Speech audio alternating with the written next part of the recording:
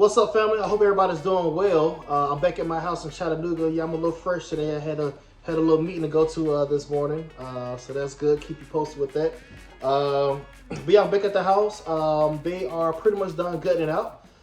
Some of the power is not on, so you might not be able to see everything. I do have a flashlight, so hopefully that'll work. We'll see if it works or not. But yeah, just kind of see where we are, where we at. And like I said, the next stage that we're going to is getting the floors done. So what I mean by the floors, I'm not talking about putting the hardwood down or putting on vinyl side. And I said vinyl side. What's wrong with you, boy? I'm not talking about. I meant to say vinyl flooring or vinyl sheets rather. That's what goes in your bathroom typically. That's old school. But anyways, I'm talking about actually leveling out the floors, and I'll show you some of that just so you can kind of see what I'm talking about. Because in order for the floors to be level, when you put your hardwood down and everything, you don't want to have humps in it or anything like that. You want to be completely level and flat. Again, most buyers, that's what they're looking for. They want that floor to be right, solid, no kind of humps in it or anything of that nature. So I'm going to show you some of that. That's next. I got a couple of bids on that. I got one more that I'm waiting on. And hopefully we can make a decision on that this week. But overall, it's going pretty good. It looks great in here. We're right where we need to be at. I can kind of see what I need to see. And once we get the floors done, then it's time to get the framer in here so he can reframe and everything. And that's a bunch of wood panels in here, and my contractor should be pulling up shortly. But yeah, other than that, everything's going pretty good. And yeah, we're going to check it out, and I'll show you a few things. All right. So this is the first room. Still got some wood panels on here. I'm gonna have them, they need to take that off as well too, but all new windows. The windows, let me get you a closer look. They've seen their better days, but they don't look terrible, but collectively most of them don't look good, so that's probably why we're just gonna go and replace them. That don't look great right there. But just to give you the vision, this will be your eat-in kitchen area here.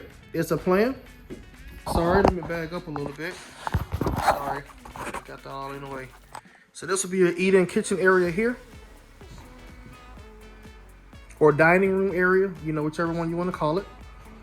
And then this will be your main living room potentially. I'm gonna take these boards off these windows so we can let some natural light come in here, but and then potentially this will be our kitchen. Now I did notice something, and I'm going to show it to you.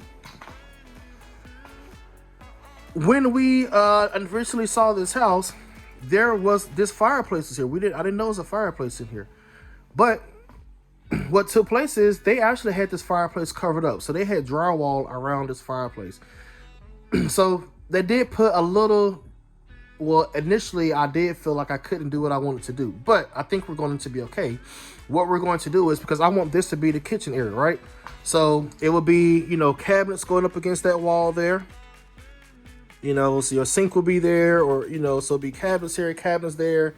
We should have some room to put a little pantry in here, maybe on that wall or something like that, you know. So it'll be sink, dishwasher, you know, refrigerator right there, you know, it'll be something like that, you know. But what I'm going to do is, and you've probably seen this done before, we're going to open this all out. So you follow my flashlight here. We're going to take all this wall out right here. Take all that out. We're gonna go right up against that fireplace. Take all that out.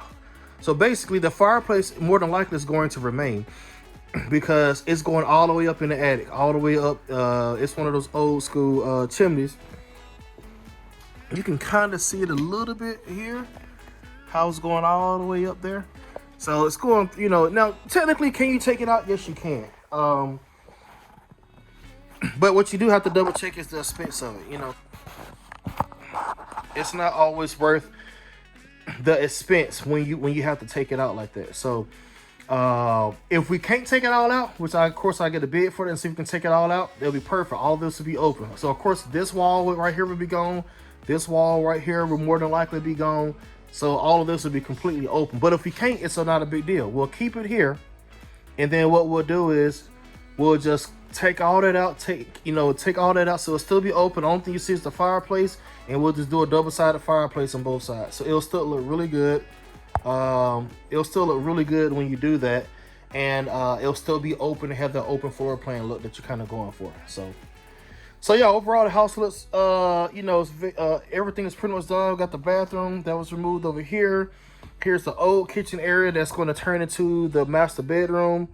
Really my only dilemma and what my contractor rep figured out is just recreating the hallway to get back here. Because right now, that's a bedroom. And then there's a fireplace here. So we probably want to box that up. And, so we still got some things to, let me see if I can squeeze through here. Some things to figure out. But what I could do is, we can make this into a bedroom still, because it's a bedroom now. It'll just be a smaller bedroom. But 4 bedrooms is 4 bedrooms. And then, of course, this is another bedroom over here. And my plan right now is to remove this wall, because on the other side of this is like drop. It's I'll show you on the other side real quick.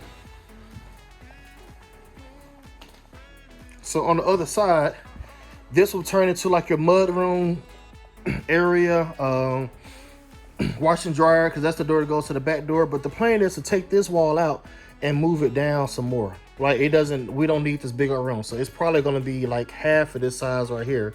So if I can do that, then that room is going to be really, really large, and that'll be a really good size room for a bedroom, or it can be a bonus room, or whatever you want to call it. So if I make this room smaller, more than likely that's what's going to happen. We'll make this room smaller.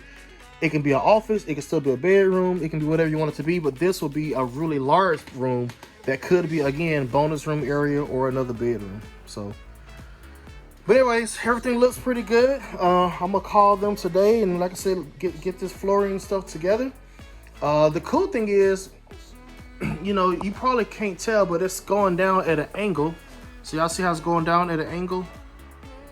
Well, it was a ceiling right here where the wood is. We took that down, and then it goes up some more. So honestly, what I'm thinking, what we probably can do, guys, we can literally probably remove these studs here, take that down, and I probably don't even have to heighten the ceiling up no more. We'll just leave it just like that and sheetrock it going straight down, because that will give us enough headroom and we'll be in code and clearance, and that's gonna save me a ton of money.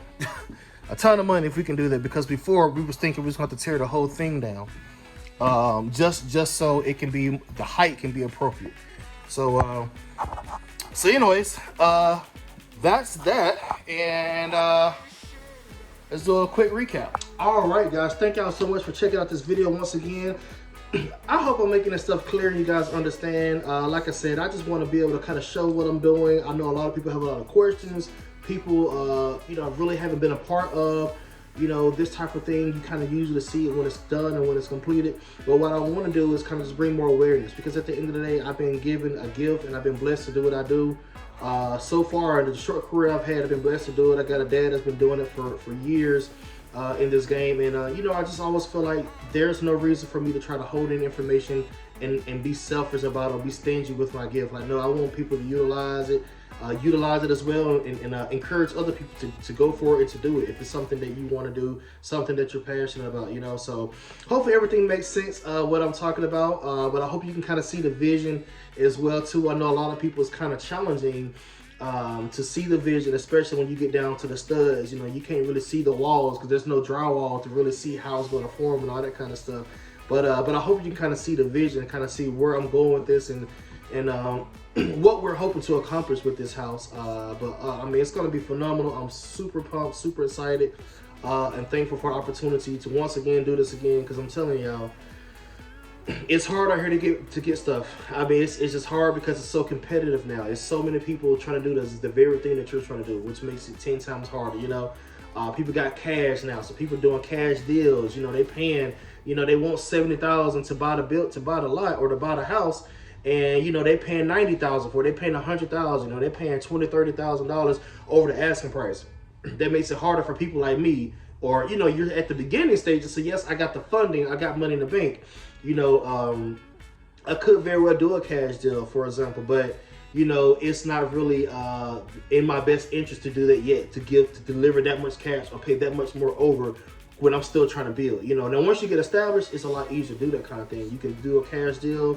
It won't be nothing, but when you're first getting going, you want to be sensitive about your overall cost and what your all in is going to be, you know, and I'm gonna do another video kind of explaining that a little bit, what the all-in means and things that you should look for. But anyways, I hope everybody is blessed. Like I said, I hope you understand this. If you got any questions, please hit that comment below and comment. Please subscribe. I got more videos coming. And, you know, hey, talk to you soon. Peace and blessings to you.